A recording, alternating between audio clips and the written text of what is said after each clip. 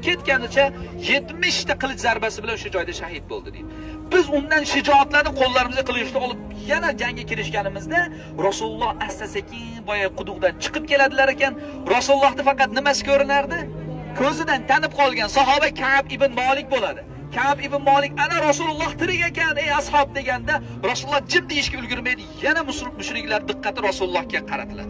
Rasulullohga hujum boshlangan paytida payg'ambarimiz atrofiga sahobalar to'plana boshlaydi. Talha bin Ubaydulloh, Sa'd bin Abi Waqqos.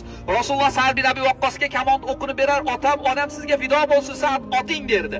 Abu Dujona Rasululloh sallallohu alayhi vasallam qilichini qo'liga olgan eng katta mushriklarning Qurayshliklardan polvonini bir urganda ikkiga yorib turib qilichni uch qayrilib ketar ekan. Qilichni haqqini berdim deb aytgan ekan. Abu Dujona Rasulullohning himoyasiga keladi, uchib kelayotgan o'qlarga Rasulullohga o'zlari qalqon bo'lib turib beradi, bellariga o'qlar kirib ketar ekan.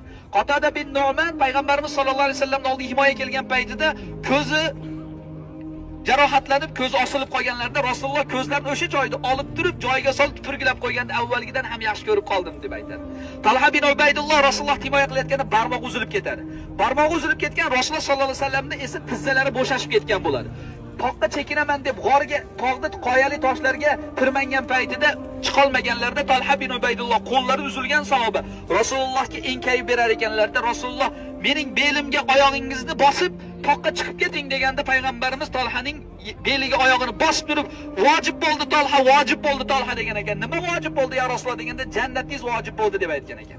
Shuning uchun Hazrati Abu Bakr Siddiq aytadiki, Uhud jangi kimning yutug'idir deb mendan so'rasanglar Talhaniki edi, chunki Talha mana shu jangda jannatini vojib qilgan insonlardan dedi.